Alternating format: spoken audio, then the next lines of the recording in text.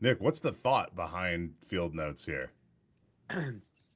Yeah, I think, around IT Audit Labs, we always want to build community, bring people together, share knowledge throughout the space. And I think this is another one of those Nick, mediums what's to the do that. thought behind Field Notes here? So when we're doing that is, bring everybody together, having a cup of coffee in the morning before you get your day started, maybe spark some new thoughts and ideas. And we can do that in a space where people can ask questions and we can just have free flowing conversation. So I think it's just an evolution of growing the community. Awesome. Speaking of that, we did game night last night here. So we do the monthly game night, first Wednesday of every month. We had a great turnout last night. I think we had like 20 or some people. And we played a game called Blood on the Clock Tower, which is a social deduction game. And there's a murder that happens in a town, and there's some bad people mixed into the group. And the group's trying to figure out who's good, who's bad. Happy to say I was on the team of the bad guys, and we won. So what's the art of this game? Is there a little bit of social engineering or what's Yeah, it's all this? social engineering and misdirection and trying to figure out what role people are playing. So kind of like a real world security team.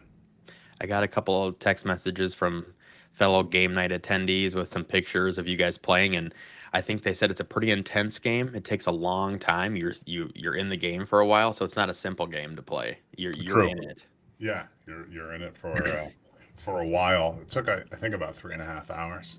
To play one game, Hmm. I think I'd be a spectator. I'd be watching you guys play. That's a long time to be committed to a game. So, Nick, what do you? We've got a kind of couple coffee themes, right? Yep. So, Jen Moxley is doing a coffee themed podcast. I think the Cyber first sips. episode, Cyber Sips, it's going live this week. I think the first one. A lot of coffee themes. We're talking a little bit about coffee today. What are you drinking, Nick? Today, actually, we switched it up. um, my wife and I got some Tim Hortons coffee that we brewed this morning.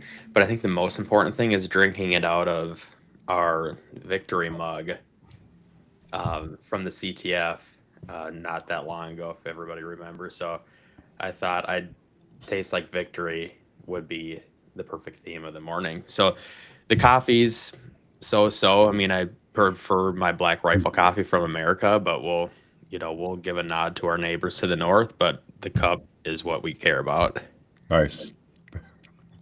How about So, yourself? well, I've got I do kind of this mail order coffee from I think it's a company called Atlas Coffee Mm. Company, and today I'm drinking something from I think it's Ecuador. But let's go back to that thing there, Nick, because part of this podcast I think we want to talk about is the other side of security, right? So I Yep. mean, we're humans, we work in teams with other humans, and there's that human side of the interactions that we all have. We talk about game night, right? It's that community bringing people together, Right. and doing this work that we do in the field. I think you hit the nail on the head. That we're still humans. We're reading the news like everybody else. We're trying to stay in front of these things. And I think one of the topics we wanted to talk about today is how much or the ramp that these attacks have been coming in.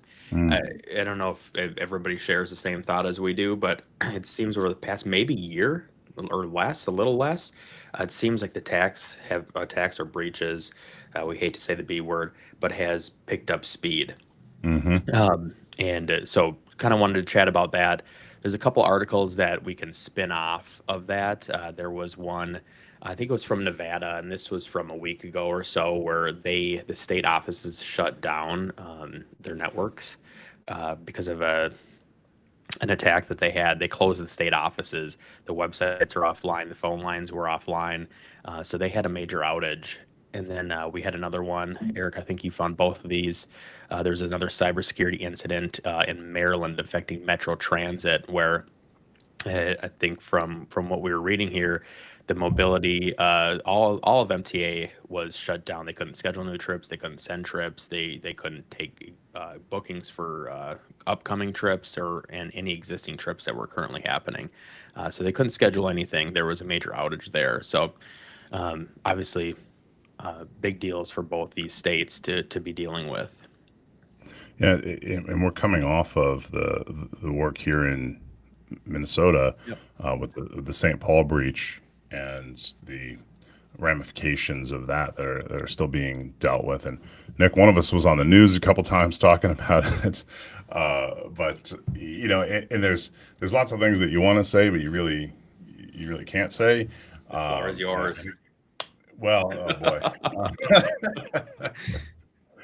Um, I'll get to that, but and I think what we want to talk about on this podcast is that opportunity to really maybe share some of the human insights of things, some stuff about our personal life. So we'll probably talk a little bit about aviation because I do some flying. Um, Talk about coffee. Talk about other activities that we're doing outside of work, just to bring some of that human element in it. And you did mention that contest. You and I had a bet. Your team came in first.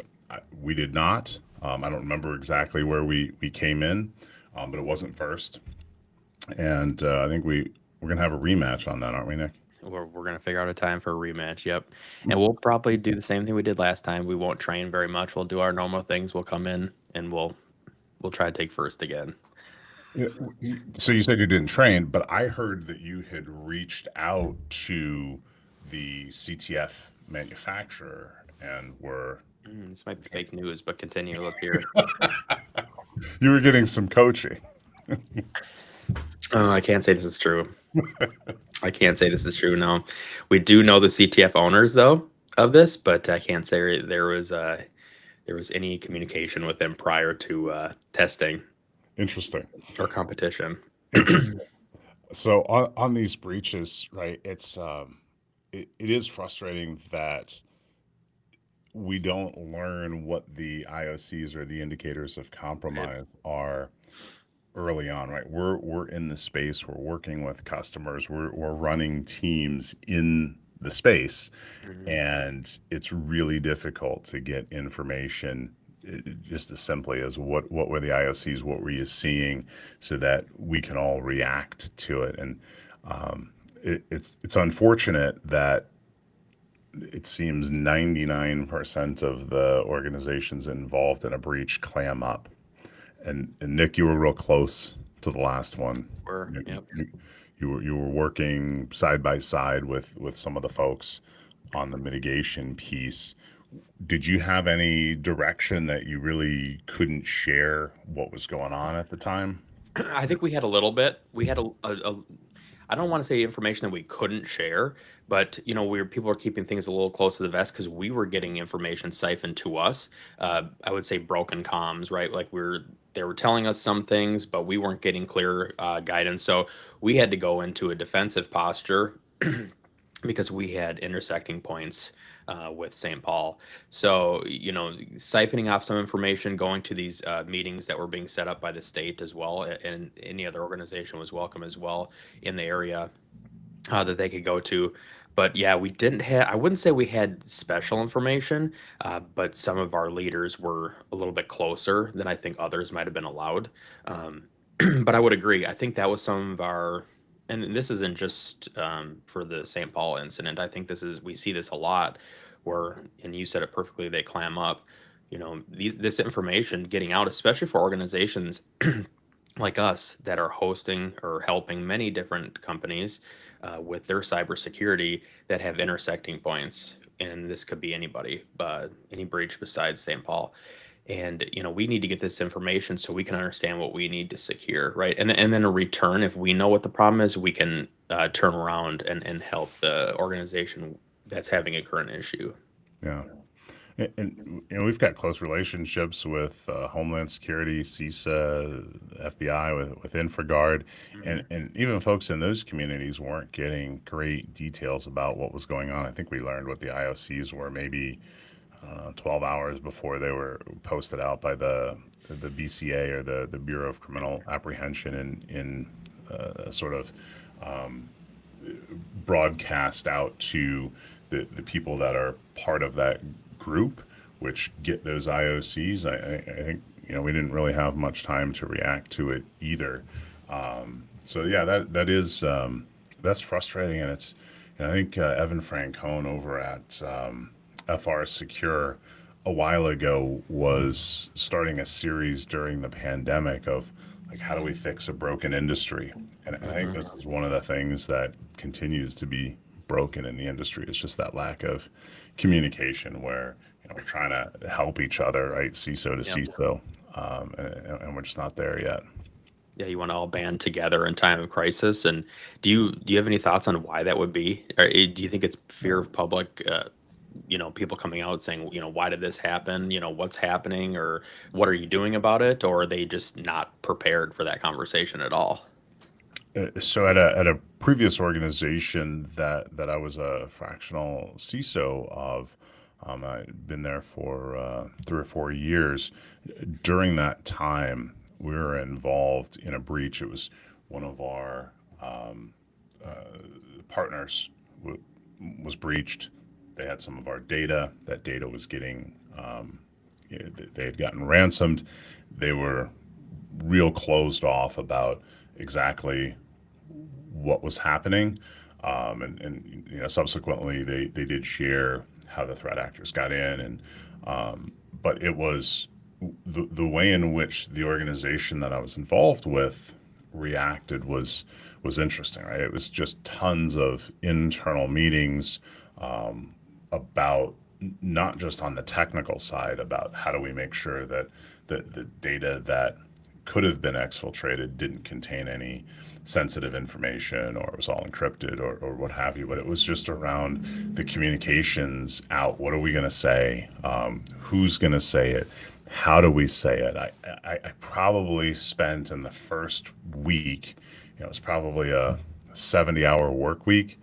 I don't think any less than 30 hours of that were around the optics of internally messaging, external messaging, posturing, and it was it's like, wow, we got a lot of work to do. Hmm. I don't have time to sit in these meetings, but Right. yet there was probably three different meetings about the same topic with different groups throughout all levels of the organization. Yeah, instead of spending all that time in meetings, you want to be boots on the ground with the guys and girls doing the work to either come back from breach or protect the walls. You want to be on the front lines. Yeah, and it's that constant. There's something going on. Technical teams are trying to work on it, and then the the the some of the leadership team are trying to get information. So it's that Right. constant. Okay, well, what do we know? Well, we know about the same amount that we knew 15 minutes ago. Then another 15 minutes. Right. So and I think where organizations that haven't drilled this and practiced it through tabletop exercises just get into that cycle of it's just kind of chaos and panic. So you got to do the drills, you got to do the tabletop exercises, so that when something happens, you know how to react to it. And Nick, I think I'm just seeing that more and more as these breaches are just becoming more and more prevalent. Yep. The need to do the tabletop exercises, small ones as a team, the infrastructure team. All right, how are we going to restore from backup? Are the backups immutable? How do we get to them? How do we recover? What if there's malicious content in the backups? Right? Just kind of drilling that, so it's not when you get woken up at 4 a.m. saying you need to restore these 4 servers right now, and then you have 15 people calling you about the same thing. You've already rehearsed it and you have your playbooks. Ready to go. Without that, right, it's just chaos. Yeah, yeah, I totally agree. You got to do tabletops, hopefully annually, or more. But if we continue to train these things, muscle memory is what you want. And if you can get your whole team to have that muscle memory, people just kick in and do work instead of people lining up behind the leader to, for you to shuffle them around. So you've wasted less time doing that that even cuts out a meeting. You could designate somebody for communication, sending that upwards. And or set up times for communication. Hey, you'll get updates at these times.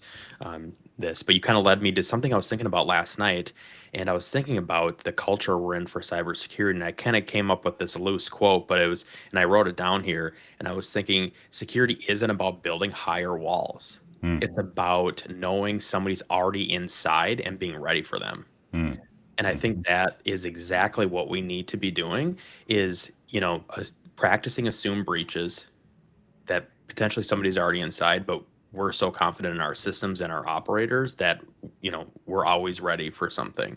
And I'll always draw back to my military experience.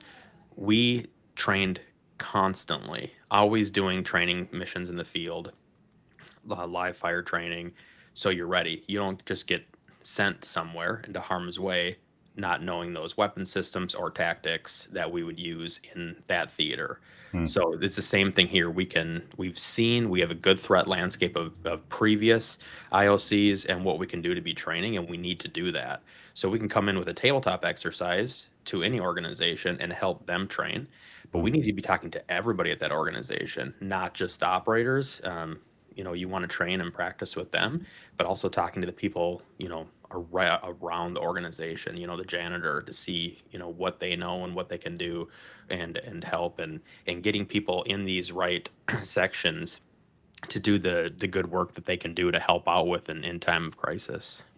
This reminds me a conversation we had last night with one of the folks that was at game night, and he was dealing with an incident that had happened a few days prior. But the attack vector was a little different. It was he's a reverse engineer by trade, and he had seen or the organization I was working with had seen an attack come in through a compromised vendor update, and that's not all that unusual, but Mhm. this was the first time that he saw an AI tool involved in exfiltration of data. So the malicious update from the vendor was able to run some AI commands, or essentially use AI, Claude, to create prompts to go out and collect certain information off of that system, package it up, and send it out in an encrypted way. I think to a GitHub repository. So it was just interesting to just hear about how sophisticated and smart and crafty the threat actors are. I mean, we know that, right? But there's always going to be another attack vector that we haven't even thought of. So there's only so much drilling and training that you can do for specific attack vectors. But like you said, that drilling and training for you know what do you do in the event of there's something happening now? How do we work together to react to it?